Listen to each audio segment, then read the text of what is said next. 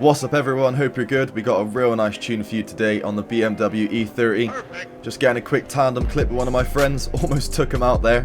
Little 360 to reverse entry, kind of messed mine up a little bit, let's try catch up. But yeah, it's just going to be a short 1 minute clip showing you what this tune setup can do. Me and my friend in front, both running the same tune. Really smooth for tandems. And yeah, really nice tune this one.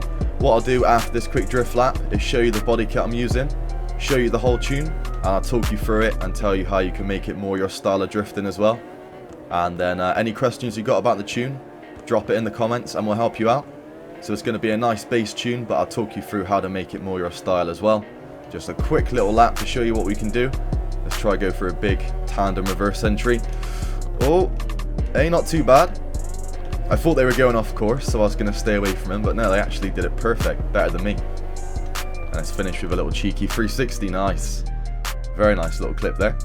Okay, now let's jump straight into the build and tune setup, and I'll talk you through it.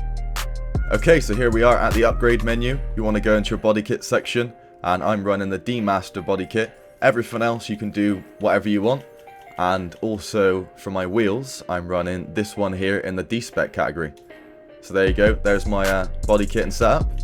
Now let's go into the tune setup and talk you through it. So we've got a nice, pretty average spring length there. Just got a nice little bit of clearance on both the front and back wheel. Just enough so that it looks nice, but it still drifts really good.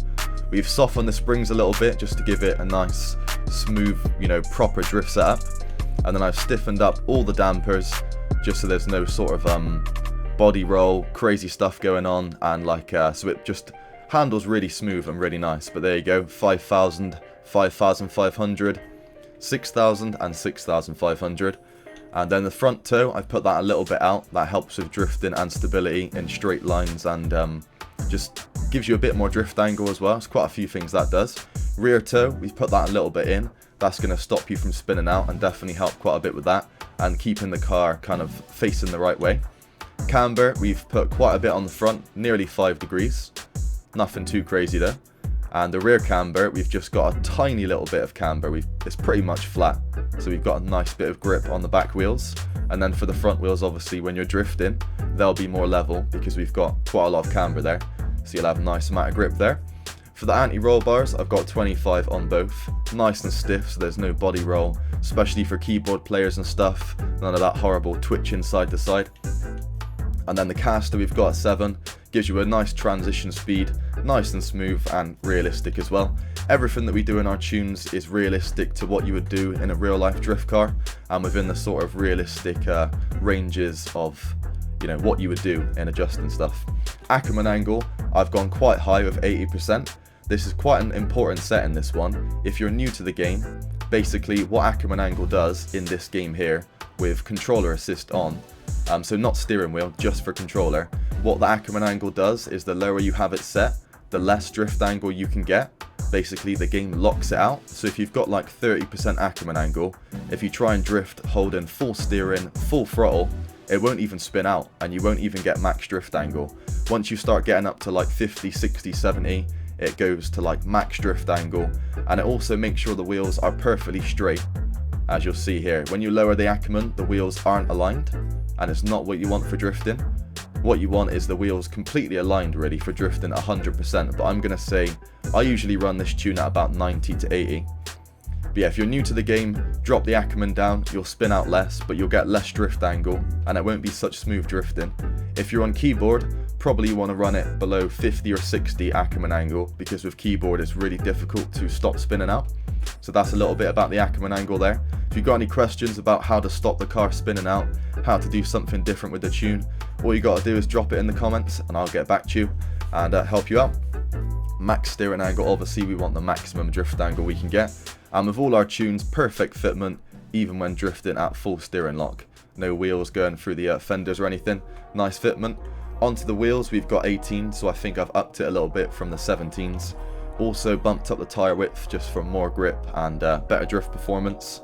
We've got a little bit less tyre pressure in the back, again more grip in the back. And then both of these are quite realistic tyre pressure to what you'd use in real life. 100 adhesion, but this tune will work with 90s, 110s, 120s. Might just have to mess around with the tyre pressure a little bit, just so it still drifts nice and smooth. It's not too grippy. But yeah, you can mess around with the adhesion. Tune still works really nice. People have tested this one on 90s and 120s for me, and yeah, works really nice. The wheel tracking just depends on your body kit basically. So I'm running quite a wide kit, but I'm also running quite wide tires, so I've actually had to put the rear wheels back in because they were quite far out. But this all depends on the body kit you choose. You don't have to run the same kit as me. Just basically get it so it kind of, you know, lines up with the wheels. The front wheels can poke out a little bit. The back wheels you don't really want poking out too much, so just get a nice fitment on that. For the tire profile, I think I've dropped it down a bit from 40 to 35. It was too chunky. We didn't need tires that fat. You've got it nice and balanced there at 35.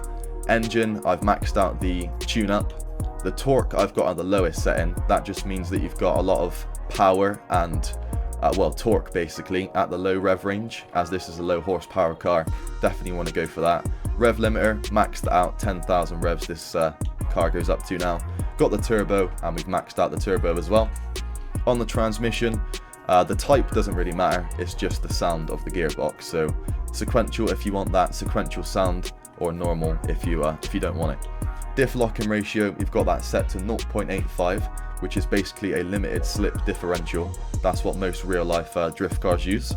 Final drive, I think I've made that a little bit more towards the acceleration side, so you go through the gears a little bit quicker. As it's low power, you want to be able to change up through the gears quite nice. And then we've just dialed in the gears, shortened them up a little bit, and yeah, done a lot of testing in this car. Every gear works really nice, and mostly you'll be drifting in gear 3 and 4, sometimes 5 for the big corners, and 6 kind of for top speed runs and stuff like that. For the brakes, I've dropped down the brake torque a little bit. It's quite a light car, so it doesn't need too strong brakes.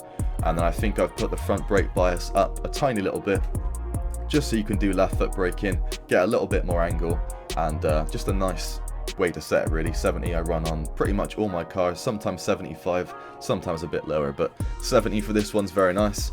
And ABS I've got off. Basically, if you have it on, when you brake, the wheels won't lock up and the brakes will work better. Basically, they'll work a lot more efficient. But the thing is, I prefer to have my ABS off, as sometimes I like the brakes to lock, because I like doing brake lock entries and stunts like reverse entries and crazy stuff like that. So I personally go with it off, but it's up to you. A lot of this stuff you can change to your preference. Just ask me in the comments if there's anything you want to change more to your style, I'll help you out. But yeah, a nice balanced tune, bit of advice on how to make it your own. Copy it up, let me know in the comments how you find it, and again, any questions, drop it in the comments and I will help you out. Hope you enjoyed this video. I'll see you in the next tune video, everyone. Have a good one. Peace.